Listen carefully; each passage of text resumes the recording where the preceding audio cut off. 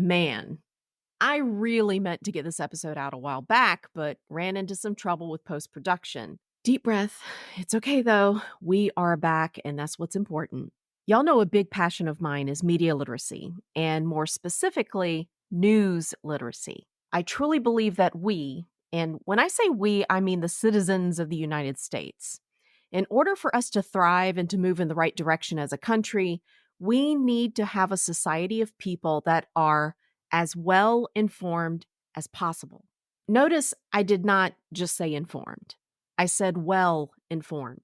We need to have the capacity to zoom out from our narrow understanding of the news that we consume, which typically consists of news that confirms our own bias and tells us what we want to hear, makes us feel good about the team we're on. We need to be able to see the broader news landscape to get a better understanding of the entire media ecosystem. My guest today has created an innovative way to do just that, but from a visual perspective. Clayton Smith is the founder of Minimap, which is a cartography platform that uses artificial intelligence to visually map out the content landscape. It creates maps of large content spaces, specifically the news. Because when it comes to consuming content, most of us consumers are in the dark, especially where it concerns how much content is being produced, by whom, and for what end. To be able to see the content and the producers of content in a visual that helps us connect the dots in a more comprehensive way is incredibly valuable because it helps us better understand what's going on in the world around us, or at least what we're being told is going on in the world around us. The Minimap gives us a way to zoom out and see the bigger picture. Context about our content matters so that we can think critically about the information we're consuming. To hear more about this fascinating topic of content cartography, keep listening.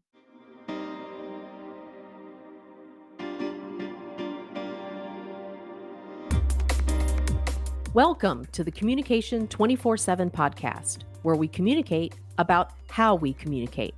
I'm your host, Jennifer Furlong.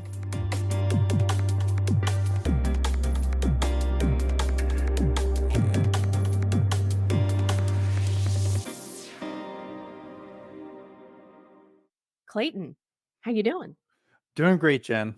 Glad to It's be so here. good to see you again. Yeah, likewise.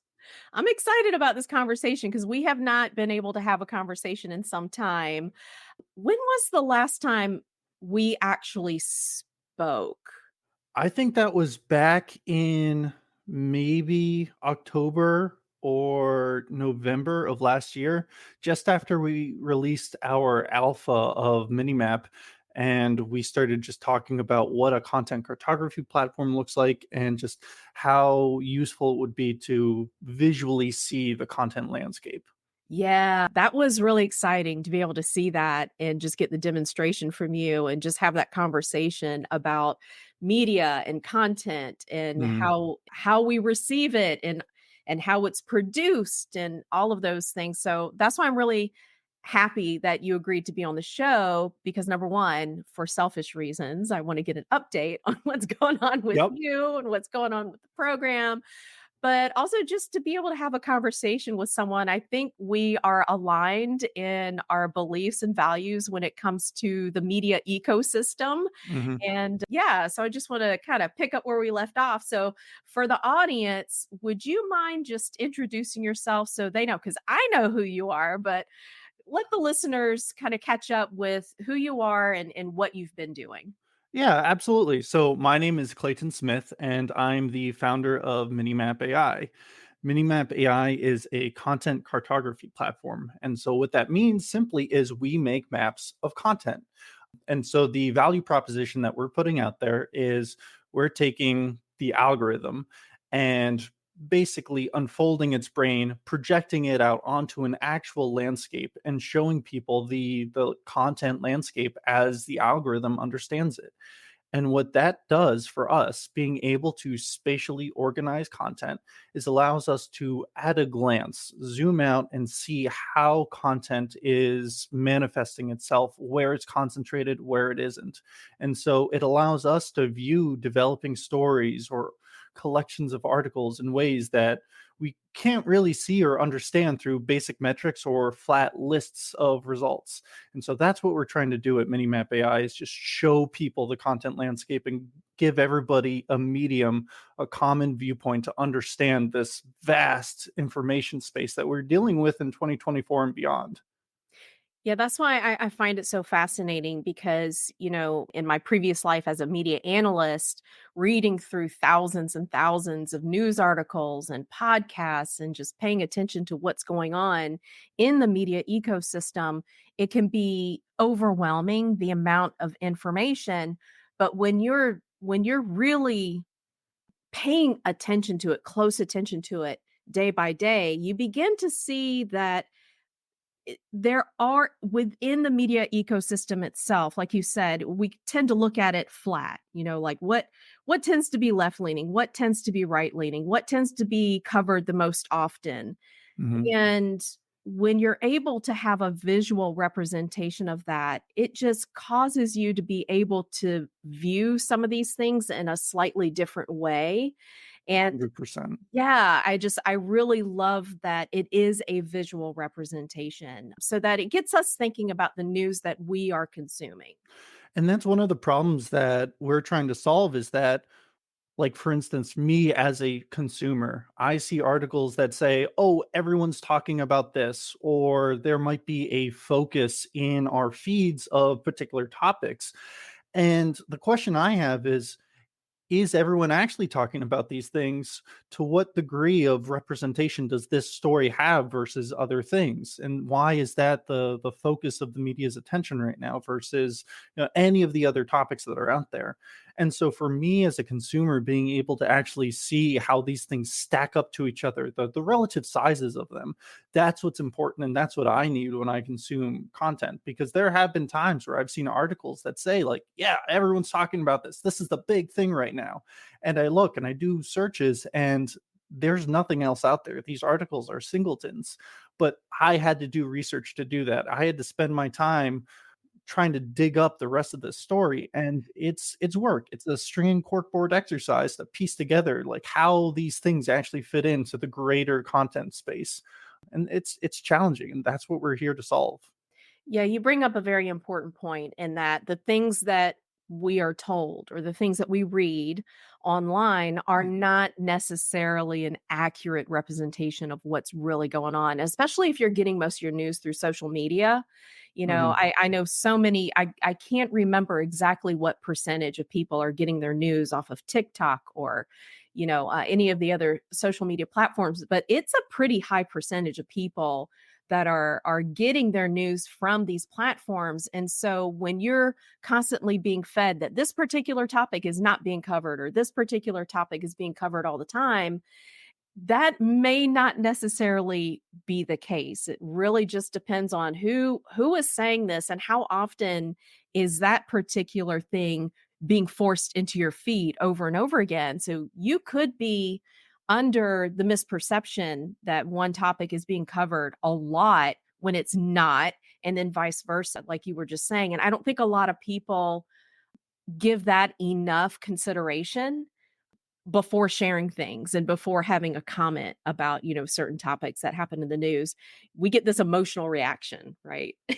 Yeah, 100%. Yeah. And even in that, just kind of rewinding to something you said earlier on there, like, the author, the publisher, who's actually saying this matters just as much as what they're saying. And that is the context that we need to communicate to people when they consume this information, that we want to make easily and readily accessible. But the problem still is that, okay, we found this article from somebody. Let's understand who that somebody is. And now it's another exercise of, okay, here's a big list of their content.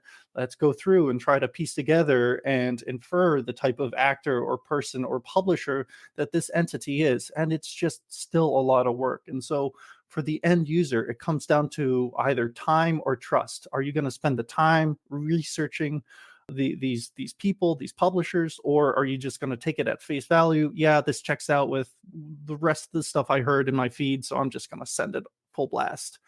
And so what we want to be able to do is say, like, not only like, okay, here are all the stories, here are all the articles that are talking about this one story, but we can also say, like, okay, here are all the articles from this one publisher, and just at a high level be able to see the footprint of that publisher.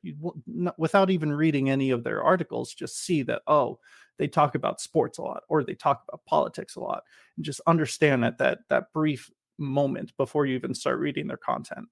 Yeah, and one thing you just said about, figuring out on your own, that's a really difficult process, figuring out on your own what's showing up on your feed, how does this compare to other instances of this topic being talked about on other platforms or in other news organizations.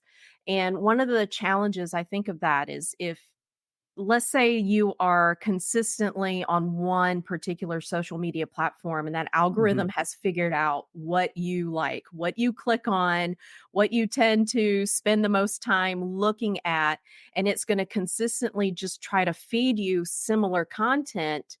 And then, it's that confirmation bias. It just completely reinforces it. So if you are only relying on what is showing up in your feed to confirm, what you're already thinking about this topic, you really don't even know what your own blind spot is when it concerns that topic. So with your mini map, if I were to go out there and look up particular topics, would give me would it run the entire gamut of everything, like for that particular day or that particular week? Like, take me into how that might help me figure out my own blind spots so that I'm actually perceiving these topics a little more accurately.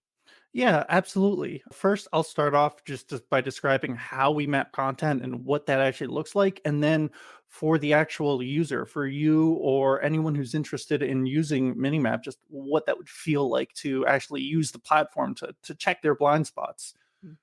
So for Minimap, we take a top-down approach when it comes to rendering and materializing the content landscape. And what that means is we start with the high-level topics. We start with sports, politics, weather, all of these. We have about 50 right now that we categorize all news content into. And those topics are then organized spatially on the map. This might be a good time to actually show what that looks like for any of the viewers who are watching this podcast.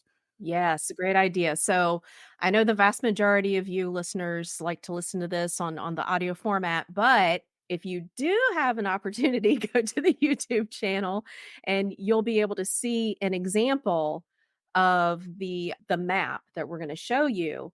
We'll do our best to try to verbally, for those of you who are listening, though, so we can help you visualize as we're going through it what it might look like, and then later on you can go to the channel and take a look at it. All right, so we have the map up here on the screen, and it looks so fascinating.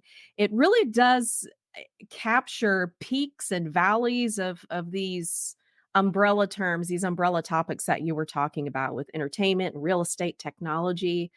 Yeah, so take us through this. Yeah, and so this is, as I started to say, we are organizing the landscape first by the topics, the major buckets of and categories that any news article is most likely going to fall under. And so the first concept here that we're dealing with is that we want to be able to maintain continuity, a continuum between any topic, such that if you were to move between energy and space, space and sciences, food and entertainment, the articles that you see as you move from one place on the map to another make sense, and that there's a gradual step between each of these places, and so that just makes the content more interpretable as you explore the map. Secondly, by doing this, we're able to immediately see trends within the new space. For instance, right now we can see that weather and sports are the two most reported on things, and that makes sense. We're going to have daily weather reports, hourly weather reports for all pockets of the nation Mhm. and beyond. And so weather is going to always be a dominant category. But then second to that is sports. And so this just shows us that we're able to understand the scale of these two topic spaces. And for me, just browsing the news, just being active in the news space, this makes sense, and it matches like what my understanding was of these two big buckets of content. And then for the rest of them, we can see just how big technology news and internet news is relative to finance or business and all of these other spaces where news is reported on. And so this is just at a high level how the content landscape looks and feels. And so we can see these peaks and valleys and see where there are concentrations. Like the other week there, or the other month now, there were some the California primaries were rolling in, votes were coming out, and so we saw some interesting news in the content landscape. We actually made a little video about it, where for politics we saw these two sharp spikes. It wasn't even like a mound like we saw with sports. There were these two sharp spikes that were reporting out the results from each of the districts, and those actually came from two publishers that had a auto generated report for each of the precincts. And so like that's the type of pattern that we're able to immediately identify. We don't need metrics, we don't need chat summaries. We just see that there are these big spikes that are sticking out of the landscape that match some movement, a bleeding edge almost of what's happening in the news space. And so that's the content landscape. And so then for a user, what they're able to do is we're able to show news stories, as I said earlier, like the footprint of news stories. So like here, this story is Tesla receives their tentative full self-driving approval in China. Mhm. And so what we're able to do is show all of the articles that are talking about this one story and all the topics that they fall into. And Oh, wow. so this is transportation, this is energy, this is technology and AI and business and government. And these are all of the categories, all of the angles that contribute to this story. And so like at a high level, we're able to understand the scope, the range of this bigger story that's evolving and taking place right now. And that So yep, so let me jump in, for anybody who's listening, the interesting thing about this is so you have, an article about Tesla, and from a news consumer's perspective, when you think about Tesla, regardless of how you feel about the organization, the business, regardless of how you feel about Elon Musk, any of our opinions, the interesting thing here, like you just said, that article on Tesla, when we pull it out and we look at all of these other topics that are connected to that, there are all of these different angles that these articles are covering, still talking about Tesla, but it could be from the technology perspective, it could be from the finance perspective, or maybe government legislation, perspective. So that's really interesting. Someone who is interested, in this particular topic, to be able to just become better informed about Tesla from all of these different angles. I think it could really help broaden your perspective of the things that are said about this one particular topic. I love abs- it. It takes 1,000 people to build a building, and just one malcontent with a stick of dynamite to ruin it all. Knowing how to reduce conflict and diffuse tension is key to a happy life. And even though it tends to be difficult for most of us, there are some simple tricks and tools that we can learn that will really improve our life today. Hesha Abrams, a world renowned mediator, negotiator, and author with over 30 years as an expert in resolving conflict, implements innovative approaches and thought provoking solutions that obtain favorable outcomes for even the most complex matters. Hesha's popular new book, Holding the Calm, shares her secrets of how to read a situation to resolve tension, eliminate conflict, and restore harmony. Get a copy of the book today, available on Amazon. Click on the link in the show notes. absolutely. And just like how ground news focuses on breaking stories, developing stories into right leaning, left leaning, and they're more focused on the polarization of news. That's right. We're focused on the high level content or topics and organization of not just news, but content in general. Mm, A little background about Minimap is news wasn't actually our first application.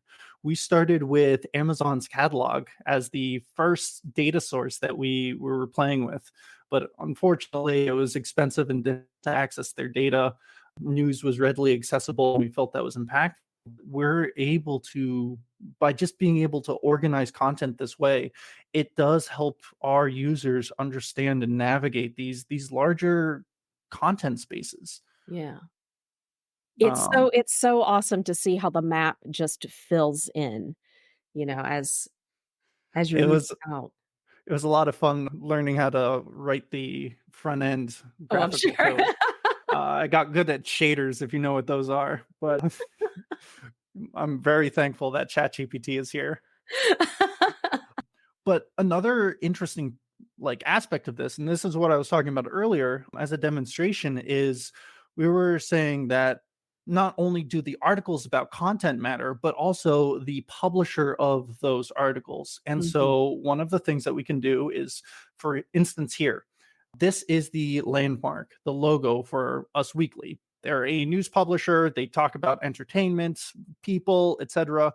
And so what you're seeing here is this is Us Weekly placed as the algorithm understands them. And so that means that they're in people, they're over in this area. We mhm, had nothing to do with where it lands. That's all driven by how the algorithm understands them in the context of the content landscape. mhm. But what then our users can do is like, okay, I want to know more about this publisher. And we can highlight all of their articles on the map for whatever time range that we're looking at. So, like here, we're looking at a 30-day window, and we can see that they do post or they do create content that is people focused, that is fashion and music and entertainment focused and media. And they tend to stay out of the legal and political scenes. They don't tend to report on finance and business. And so we can see at a glance without even looking at a single article of theirs that they are consistent with their branding, their messaging, and the type of content that they say that they report on. Yeah. I really like that you're bringing up this example. Just this morning, I saw Gallup had released, talking about topics that immigration, of course, naturally, immigration remains a top concern of voters. But then follow-up question as someone who likes to follow the news and, I'm very interested in the news landscape and how things are covered. One of the conversations that I have with other news consumers is how important topics are covered in different or by different news organizations, and whether or not is it covered more often by certain news organizations than others. There is an argument to be made, when you talk about bias in the news, bias by omission. Some news organizations that might be right leaning or left leaning might have a tendency to report on particular topics more often than Mhm. others. And you had mentioned ground news earlier. That's one of the things that they like to show, in their information, or what's considered to be a blind spot, on the right versus a blind spot on the left. And so if you were to bring up, like the topic of immigration, I would be, just because this is at the top of my mind, seeing that article from Gallup this morning, I would be interested in seeing from this map, visually how that would span out across the different areas here. And and like you said, it doesn't show left leaning or right leaning, but from a topical perspective, it is interesting to see where all of the different dots that you have here, falls under government, politics, regional news. Yeah, absolutely. And so here we just search for immigration. This is a search that's done just by matching, not just, it's not a keyword search. This is anything that is immigration or immigration similar. And so we can see all the areas where immigration pops up. Mhm. And seems to be a pretty ubiquitous or universal concept across Mhm. all major categories. And so we can see it, of course, in politics and government and transportation and world news, but it appears to be coming up in unexpected places as well, like real estate and technology and Right. entertainment and media. Even sports has a couple of hits for immigration. And Yeah. so this is now we're able to see not just the major or dominant topics that we'd of course expect this conversation to come up in, but the unexpected places as well, such as sports. And so what I'd like to do here is do a refined keyword search to actually bring up the articles that are specifically talking about immigration. Mm. And so then we can see that this drops down to 77 articles Oh, in the last 30 days that we've been able to scrape. And of course, we're still seeing a wide coverage, even and we're even seeing hits out in natural disaster, environment, and climate change. And so that right. might be immigration. These could be stories, or likely are, that are focused on displacement because of climate change issues or natural disaster. And so that's unfortunately I lost my search. But that's what we're trying to show is that there are of course the dominant topics and categories that we expect this news to fall into, but there are blind spots that are going to be difficult for people to reach, to see, and understand if they were to only look at these search results in a flat list or as summarized by a chat gpt like algorithm. Right. Yeah. That's so fascinating to be able to look at this through this particular lens. Thinking about US immigration and then, just some of the news articles that are news organizations that I tend to pay attention to and how they cover US immigration. It's interesting to be able to drill down into this map, yeah, with the politics and figure out who's reporting on this from that particular aim or crime or, like you just showed, climate change, which news organizations are covering this particular topic from that angle. So for anyone who is really interested in doing a deep dive and learning more about this aspect of the news and not only what's being covered, but who's covering it and the angle, at which they're approaching these Hmm. particular topics, it's fascinating to be able to do this. Yeah. It's been rewarding. This has been a dream or vision of mine for a long time. And after my last job, I was in a position where I needed to have situational awareness about what was going on around me. In my last job, I came in as the head of data engineering at a crypto firm. I came in being able to build data pipelines. I could do the technical work. That wasn't a problem. But crypto was and still is volatile. It changes fast. And if you're in the crypto space, especially if you're a decision maker, you have to be able to react and understand the news around you. And as a almost a foreigner to the space, I was not subscribed to the right people. I didn't know who to follow, and all crypto news broke on Twitter first. It did. Mm, That's where crypto was. It was on Twitter. It was on X. And without being able to use X's search, because it's bad, it's really bad. Earlier today, I found somebody on X. I was just trying to figure out who they are. I looked at their account, and it is difficult to even look at the list of tweets that a single person put out there because it's conflated with ads. And here are some other people, and here are all their retweets. It's like, no, just show me what they've actually written. And so just being unable to get the information I needed to understand the crypto landscape, I felt like I was a liability, and mm. this had been something I had been thinking about long before I even started that company. And after that, I felt it was time, and so I took the leap and started this and started building out Minimap. And just to take it a step further for prospective users and anyone that's interested, one of the things that I wanted this platform to be is an actual mini map for users. And what that means for us is that I want to continue browsing Reddit or Twitter or any of my news feeds. Like as you said earlier in the podcast, a lot of people get their news information from social media. And I don't think that's going to change. I don't think that readers are going to start moving over, or new content consumers are going to start moving over to the traditional news websites, New York Times, CNN, Associated Press, you name it. I don't see that happening.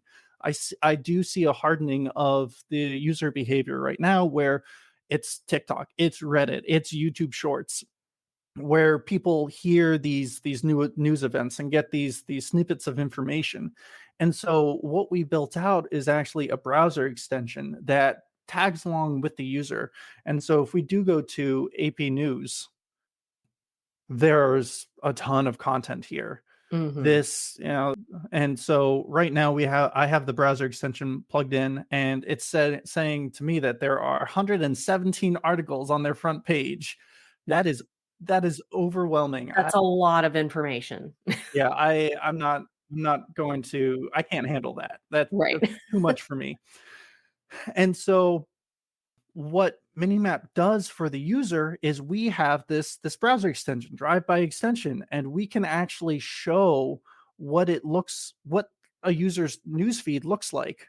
And so on one window, I have AP News doing my browsing as usual, and on the map, I have all of those articles highlighted. I can see. Oh, sorry, it looks like there's a bug.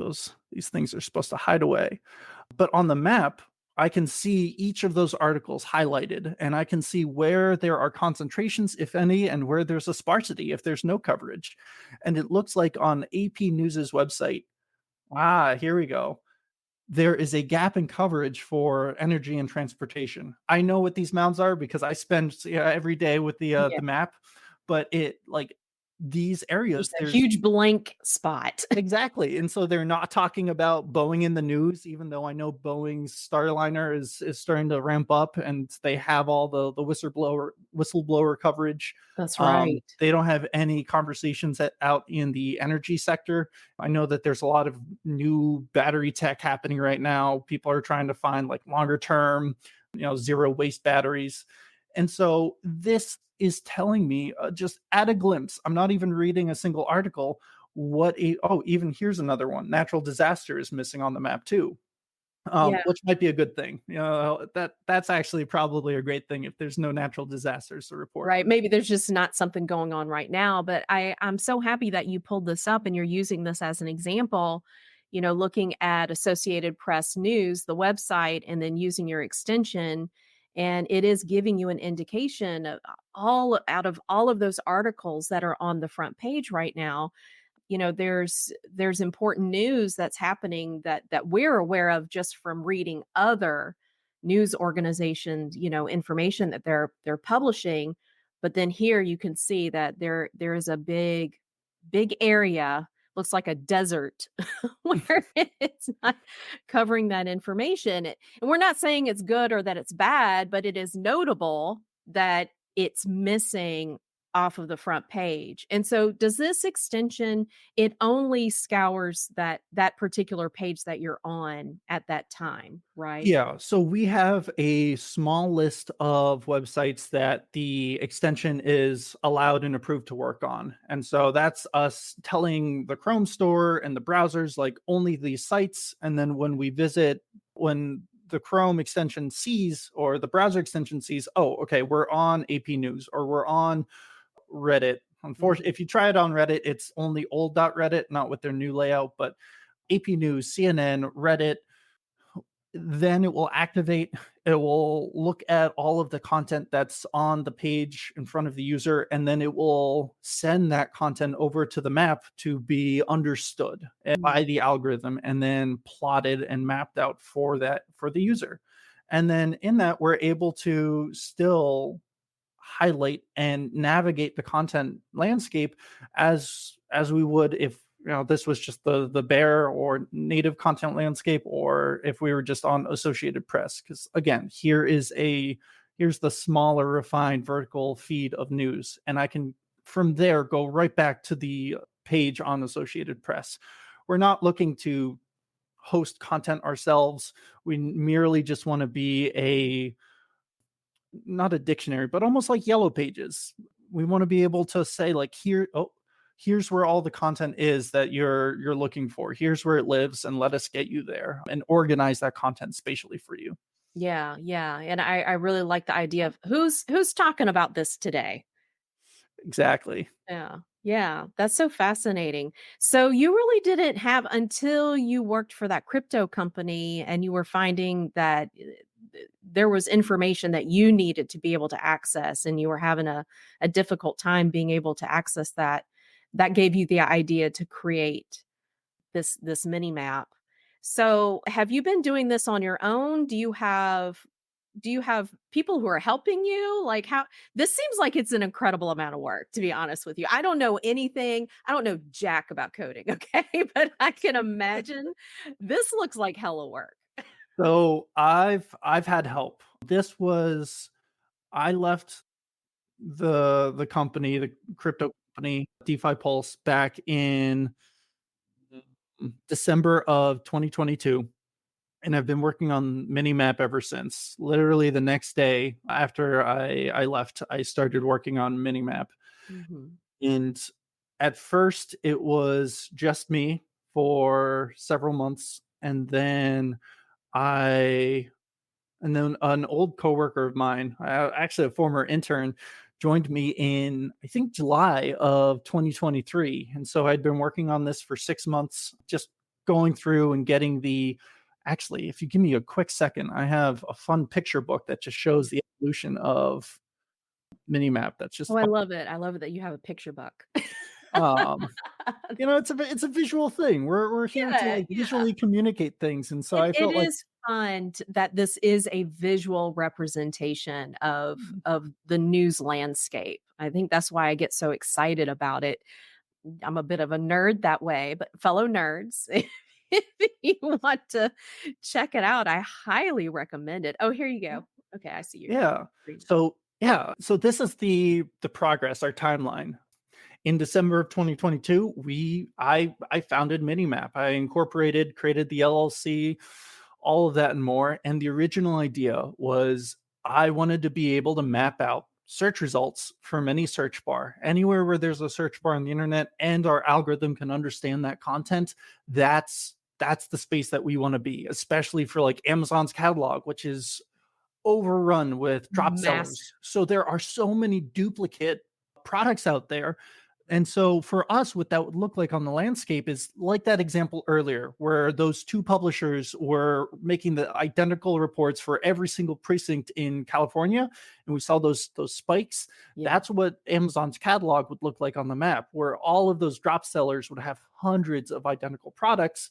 We don't care how many items are in the search results. What we care about is how many unique items there are. Mm, And so deduplicating those spatially and just stacking all the similar things up, we wanted to be able to show the full space of search results for users. And so here, like I'm looking at this one sneaker as an example, and I just want to be able to highlight where this is. And so this was the initial idea. mhm. And this image I made by hand. This isn't. And so the first. It's not to scale, is that what you're Yeah, saying? not the scale, made by hand, no algorithms involved. This is the concept. And so the Right. first place to start is let's just start with two things. And so the first idea was okay, let's see if we can't make a spectrum between boots and sneakers and have the algorithm organize things as a gradient between those two. And so on the right here we have sneakers, on the left here we have boots, and then the idea was okay, well, can we have somebody, be it Skechers or Keen Boots, define those poles, those endpoints, and just that could be the business model. And so, like, okay, brand, you can represent like this pole, and other brand that pole, and then we can organize any and every piece of content relative to those two things. And so that was where we started. And then this here is that first implementation. And so Wow. it's a diamond for reasons that doesn't really matter. What does matter is that as you go from left to right, it goes from most boot like boot to most sneaker like sneaker. and at the very top is the most boot-like, most sneaker-like thing. And you can kinda see that That's a too. nice combination of the 2, Yeah, if you like will. the maximal combination, and at the bottom, we had the minimal combination. Like, these aren't boots, these aren't sneakers, these are cars and airplanes. Yeah, And then it over it is here, like, what are those doing? yeah, and over here, we have a car sneaker, but the algorithm saw that, "Hey, this is substantially sneakers, so we're gonna that it belongs over there." Okay. And in some capacity, it's right. And so this is showing us that we can organize things in onto a spectrum, a gradient between two understood topics, and also distill a semblance of relevancy where we if you're sticking to this topmost border, these are going to be the most relevant boots or sneakers or boot sneakers, whatever you want to make the spectrum out of.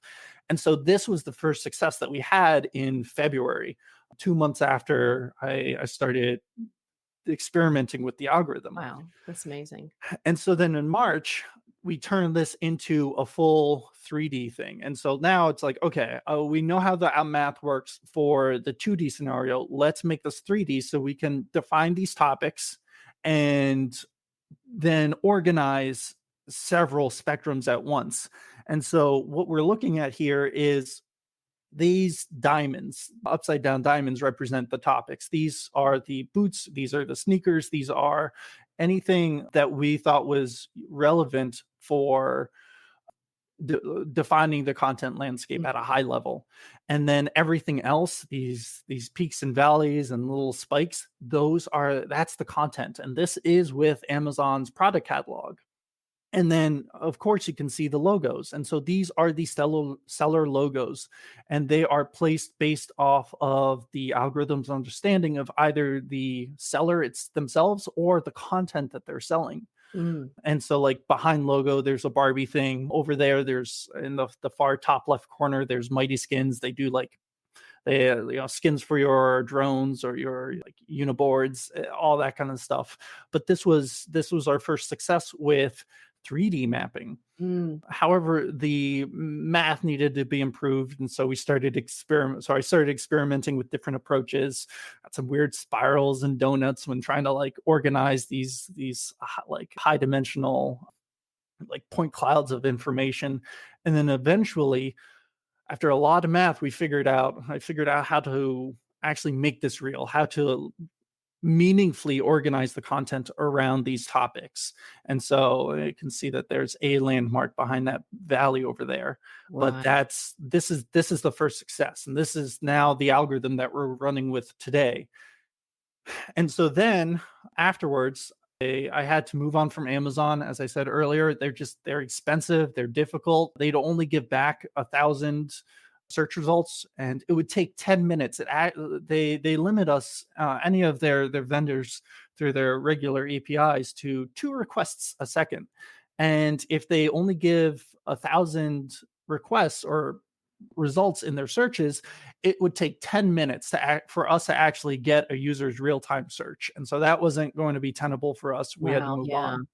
And so what you're looking at here is the social media platform Blue Sky. Mm, And okay. so now I turned to Blue Sky to actually create content maps. Mhm, And so what you're looking at here, on the right, or sorry, on the left is the major topics, followed by the counts of documents and then some relevancy scores. But on the map, this was my proof that I could search for crypto content and not just highlight all of the content that's on Crypto Island, but all of the content that's off of Crypto Island, because there is content that is financial or not financial. Let's say space right. focused. And it's like we figured out how to use blockchain to do a thing on the ISS. Space. And so that's a space dominant topic, but that's crypto over in space. And Yeah, so and you this is otherwise probably would have never been able to see that, or you exactly. wouldn't have discovered it. And so like now I can see all of the places that crypto content is popping up throughout the content landscape that's outside of a crypto dominant context. And Mhm. so this was a big success. And then this is the time where one of our other software engineers came on the platform. We started experimenting with highlighting by date, highlighting by sentiment analysis, refining the actual UI. And so now it's getting a little bit more sophisticated. We're bringing on landmarks from companies on Twitter. So what I did here is I went through and collected 20 companies and took their top tweets and gave them to the algorithm. And now all of these logos that you're seeing are organized by how the algorithm understands their posts. And Mm. one of the really interesting findings here is NVIDIA. I thought we had a bug. I thought that NVIDIA is a tech focused company. They're AI focused. They are huge in the tech space. And so, unfortunately, I didn't capture the topic that this little island represents. But this is corporate and corporate news, corporate focused stuff, business, also adjacent to influencers and social media. And I was like, why is Nvidia over in the corporate space? Why aren't they over in tech or AI? And it turned out it's because their top 10 tweets, actually to this day on LinkedIn, on Twitter, across all of their socials, 9 out of 10 of their posts are about their CEO or their executive teams or their leadership and what they're doing to further NVIDIA as a company. And so they are talking about themselves at a corporate or executive level always. And so as far as the algorithm understands it, they're not a tech company, they're a enterprise company. They're a social media influencer. They talk about themselves versus the tech that they make. And so this is an example of a misalignment between the what the company actually does and how they portray themselves out on the social landscape. If you've read my book, Cracking the Rich Code, you know it is chock full of fantastic advice from top thought leaders and super successful entrepreneurs from around the world. How would you like to be a member of an exclusive community that provides that same how to content from those same leaders? What if you were able to attend member only live events and interact with them? I'd like to invite you to join the Rich Code Club. It will change the way you think about yourself, your money, and your life. It's the only social media platform purely focused on helping you grow. Join the Rich Code Club today for free by clicking on the link in the show notes. And Wow. So, do you have in the current model, how many companies would you be able to look up specific companies to see the disbursement of topics that they talk about or tweet about or post about in all of their different platforms? yeah, so right now, as I showed, we are able to highlight different companies out on the social media scape, and whether or not there's brand misalignment, that's still pretty difficult. What we Yeah. have to do is then read, like, let's go back to Us Weekly here. Oh, we're gonna get it. It should be loading. And so, what it really means is that just understanding what they're actually talking about versus where the algorithm is placing them. And so right now we're placing them based off the content that they produce. And so what we could do to actually highlight this is there is a description that's going to load shortly about what Us Weekly is. And then there's all the content that we have, and we can look at the difference between how the under algorithm understands their description versus how the algorithm understands the content that they produced. Okay. And that's how we could identify a misalignment or incongruency between the brand and their content. Right. So if I'm an organization, I claim to focus my content on sports, but then I look on the map here and I see, wow, there is an awful lot of information they're producing on politics. That could be an indication of a misalignment there. And Yeah. that Yeah. that actually could be a very fun layer that we could add to the map to show where there's these types of misalignments are happening. Yeah. It'll Yeah. be a fun side project for us. Uh, but I'm good for that. I'm good for side projects. Hey, can you know what would be cool? Yeah, but it's real, it's impactful, and there are a lot of brands out there, like, for instance, Wendy's, food company, but the way they and I'll scroll Oh, back their up here, tweets. Yeah, I um mean, they're so famous for their tweets. exactly, and so you can see out in the distance here, there's Five Guys just towards the top of the screen, but Yeah, Wendy's isn't there, but Five Guys and Wendy's, burger chains, fast food, so right, why aren't they next to each other? And that's because Wendy's portrays themselves as more of a meme social media account. They don't really push their burgers as much as they push just the idea of Wendy's and self-promotion and right. that kind of stuff. And so it even highlights the difference in media strategies that these companies are taking. Yeah, And so for users, again, this gets back to being able to understand these large entities that have vast amounts of content at a glance. And there's no way that you can do that with any number of metrics or chat descriptions. It just doesn't work. I like to give the example of, like, I could draw a squiggly circle and I could try to describe to you that circle in as many metrics as I want, and there is no way that you could recreate that circle. right. It doesn't work that way. And so how do we expect to understand the dynamics of the content landscape when all we have are metrics, chat descriptions, or vertical scrolls? And so that's why I think we have, like, something's going to give. It's going to things are going to change at some point, whether it's by our hand or somebody else. But just to continue on, we kept evolving, we kept iterating. Like, here's just showing how similar stories group together and occupy Mhm. like very close like proximity on the map. Yeah, And then in September and October, that's when we released our beta. The landscape looks very different now. We had to change because we had to make it easier to like see things. And right. when you move your application from the 2D space to a 3D space, everything goes out the window in terms of UI design and color dynamics and all of that. And so it's a tough challenge. I was not prepared for the level of color science needed to bring this thing to light. And yeah, and so we just kept iterating. We filed patents for the mapping algorithm that we have, and that brings us to today with the content landscape as you see it. Yeah, that's so fascinating. So where do you see this going next? We are trying to raise on Kickstarter right now to get ourselves to market and in front of users. What we want to be is a medium between users who Mhm, need to understand the content landscape. We're at a point where that's just a must now mhm. because brands have big tools for this kind of stuff. There's Muckrack, there's Cision, there's all of these social listening tools that can break down the content landscape into any number of metrics and nuancy descriptions and chatbot.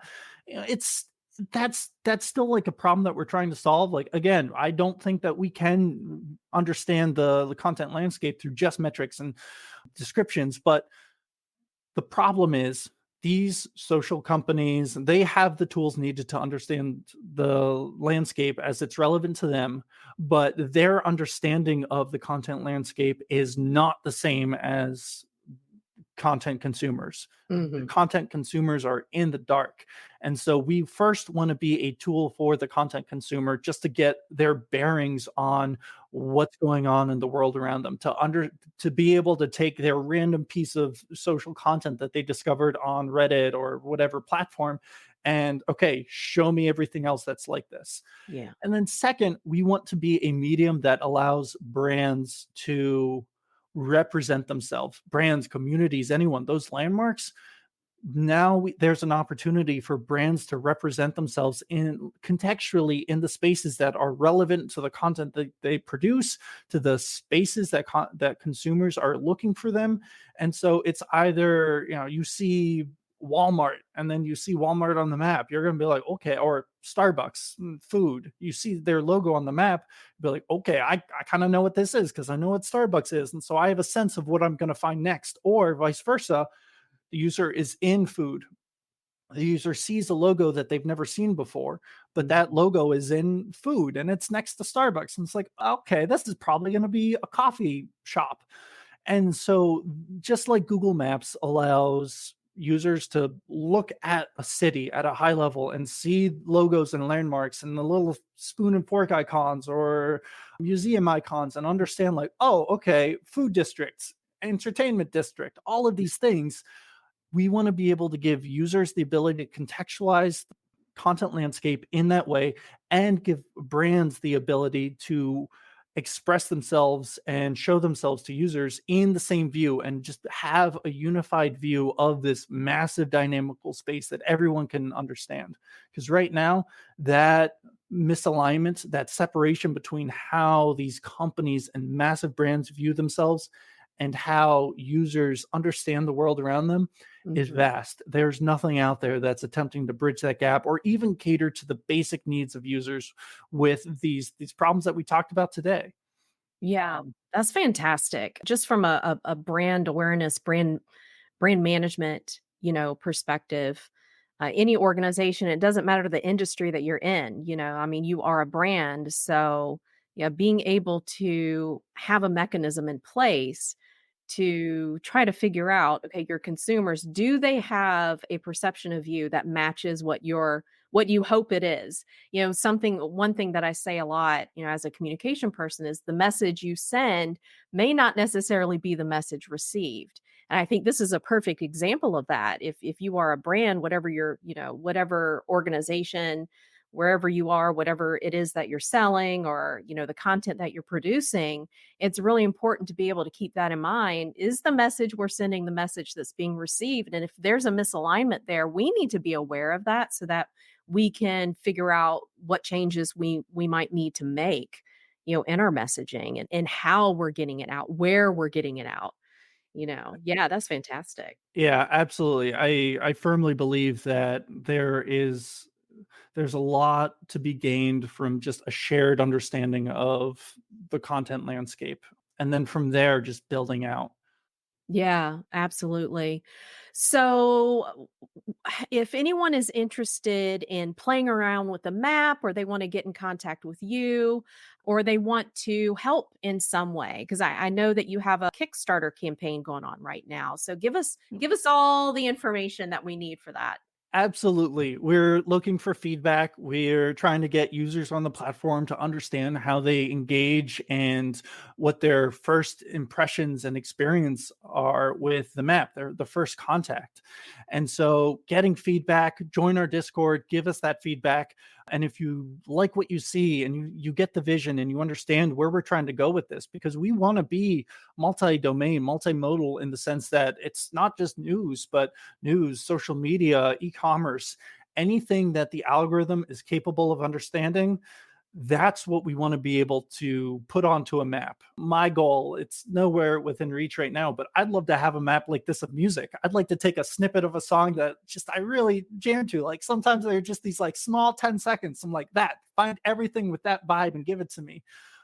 Like That would be fun. That would be a that's great, yeah. yeah, exactly, and that's where we wanna go with, again, anything that the algorithm is capable of understanding, and so right now, we have our proof of concept, our minimal viable product out there that demonstrates the concepts at play here, and what we need is to get the funding to bring this to market, to get stable revenue and get to the point where we can expand the algorithm to our algorithms to encompass social media, e-commerce, and even images and video, things that are out of domain of just text, but multi-domain, multimodal. And yeah, maybe even at a point where we can do music and audio, but that's far in the future. And so right now we're just looking to get funded to get this crowdsource campaign off the ground. Okay, yeah. So how long is that campaign gonna last? So we have 16 more days of our campaign, All right. May 23rd. So Gotta get cracking on pressure's that. on. Oh, I know. Yep. I'm watching the countdown. Yeah. Well, how can we get in touch with you? Any listeners who might want to contact you directly? You Yep. mentioned Discord. Are you on any other social media platforms? I'm on Discord and LinkedIn. I don't go on Twitter too much. It's just I have not enjoyed their experience for obvious reasons. Yeah. And so, yeah, and if anyone wants to contact me directly, it's just Clayton at minimap.ai. And I Mhm. always read my emails. And so, I'd love to have a conversation. Yeah, that's fantastic. And I'll make sure to have the link to the website in the show notes as well. Well, my friend, it has been exciting seeing this journey since the first time you and I had a conversation talking about the media landscape, and you introduced what it was that you were working on, and just to see some of the changes even between then and now. I'm super excited to see where this is going. So, we're definitely going to have another conversation in the future so that we can think back to this moment in time and do the whole remember when kind of thing, kind of, Mhm. conversation. Because I think it's fantastic. So many applications, and just from a consumer perspective, a news consumer perspective, I think it is filling an important need that exists out there. And the fact that you're coming at it from a visual perspective, I think it provides something that all of the other metrics cannot provide at the moment. And so I think more information is always better. So I just appreciate what you're doing, and I appreciate that you're out there making sure that we can get as informed as possible, because it's so critical. We need to have a society, we need to have a community that is as well informed as possible. So, yeah, yeah. Thank you Thank for you so doing this. much. This is Ah, awesome. no, thank you. I appreciate that. It's motivating. Oh, It's yeah, yeah, I'm a energizing. fan. Oh, So, for the listeners, more to come. Make sure that you join this Kickstarter campaign. Let's make sure that this keeps growing, and the usability. I think when you get out there and you start playing around in there, and like Clayton said, they're looking for people to go to the website and give your feedback. So, that's really important. Be a part of it now. How exciting is that? You can be a part of it absolutely. and, Join us day watch it one. grow. Yeah. It's exciting. It's really is. Thank you, Jen. I Yeah. appreciate it. Absolutely. All right. You have a great rest of your day. And listeners, I'll have a great rest of your day as well. And we'll see you next time. Take care now.